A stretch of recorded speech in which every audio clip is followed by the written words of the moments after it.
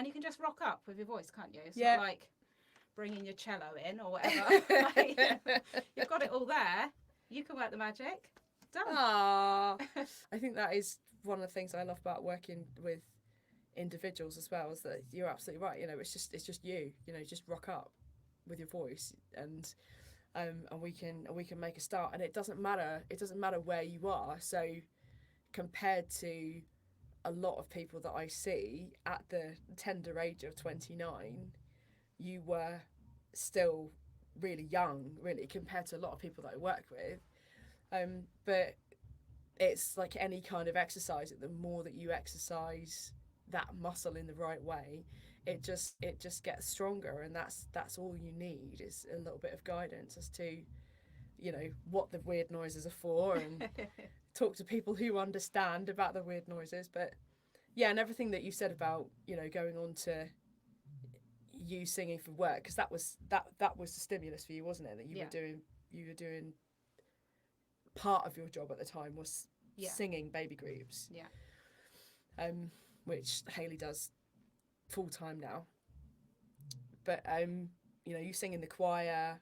You're one of the lead singers in the Igloo band now. You've just done an amazing performance at the showcase, the Igloo showcase. Just solo, just used. I wasn't even on the stage with you. You know, it was just. And that was never my intention. I never wanted to stand on a stage. I hadn't even thought about singing in a choir or anything like that. That wasn't what I was coming to do. It was just, I guess, for someone to say, yeah, you can sing actually. Like, you can go out in public and sing in front of babies.